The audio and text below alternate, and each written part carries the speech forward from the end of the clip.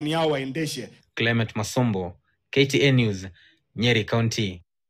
Thank you, Masombo. To go back to our earlier story where KTN News is reporting that President William Ruto has convened a Kenya Kwanza crisis meeting at State House tomorrow, Saturday and Monday to address several issues that bedevil the ruling coalition. Sources say the polarizing Finance Bill 2024, the Cold War between him and his deputy Rigathi Gachagua, the forthcoming grassroots elections and the split in government, including the cabinet over the ban of Mogoka, will form the agenda.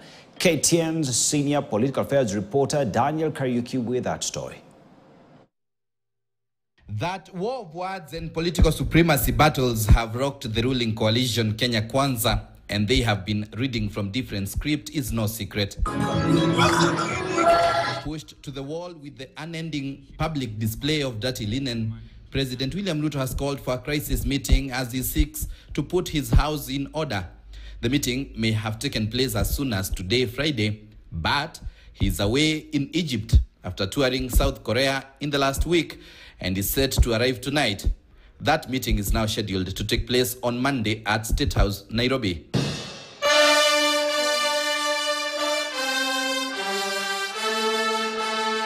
Ahead of that, a National Executive Committee meeting has been convened for tomorrow, Saturday.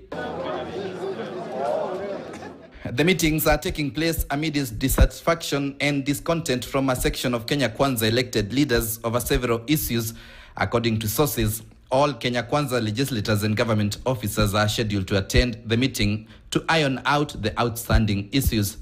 Our Heavenly Father, we want to thank you for this meeting. Ruto's cabinet, as well as the leaders in the party, have been split down the middle over the ban of Mogoka by counties in the coastal region. The move has been backed by several cabinet secretaries, among them Defense CS Eden Duale, as well as Gender CS Aisha Jumwa.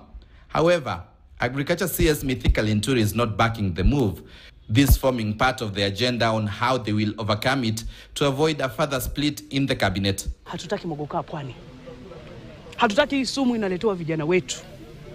Sisi twalipa bursaries. Rais hii asikie. Hii pesa ni ya serikali. Tuenda kuwalipia kina nani? Kama watoto wetu watakuwa wamekuwa mazombi, wako kwenye vibaraza, hawafikiri vizuri. And that's not all. The Finance Bill 2024 has rattled Kenyans and left the government with a hot potato as the Ruto government pushes its second budget post the election in 2022. President Ruto's administration stands accused of making lives unbearable, especially with the proposals made should the Finance Bill 2024 pass. This has also seen legislators in UDA differ on whether amendments should be introduced and to what clauses. You guys want us to operate on subsidy?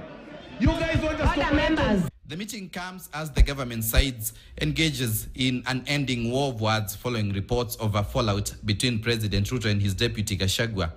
This has seen Ruto's allies attack DP Gachagua and his allies and vice versa.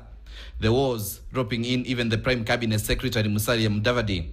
Sources tell KTN News that official WhatsApp groups have been reduced to battlegrounds where different camps have taken at each other using very unkind and accusatory languages without regard to the top leadership presence. I want to encourage you as members of parliament to represent your constituencies effectively, but to also move around Kenya so that you understand and discharge your responsibilities. Kila mtu amechaguliwa kwake. Wewe ukiona unataka keses, goja next election, toka kwako, kuja uombe kura hapa, keses. What we don't want is political tourism. Hatutaki tulete ukabila kwa Kenya na bali Mheshimiwa Rais ndio anasimamia taifa nzima, Afrika nzima kwa mambo ya amani. Mtu yeyote ambaye anakiuka uchaguzi ambaye ilifanyika kukosea Deputy President heshima, anakosea wale watu walimchagua. The meeting will seek to cool down the rising political temperatures that have been witnessed in various meetings. The pending elections are also a huge issue as the battle lines are drawn. The Nairobi election was pushed to Monday amid a fiery contest that could potentially divide the party with the leader's favorites apparent. This will be the second meeting to be called by President in 2024 to discuss government agenda. However, this time round, The meeting comes as wrangles in President Ruto's house persist, only this time more intense and publicly played out. Daniel Kariuki, KTN News, Nairobi. And we go to the corridors of justice where Kapseret MP Oscar Sudi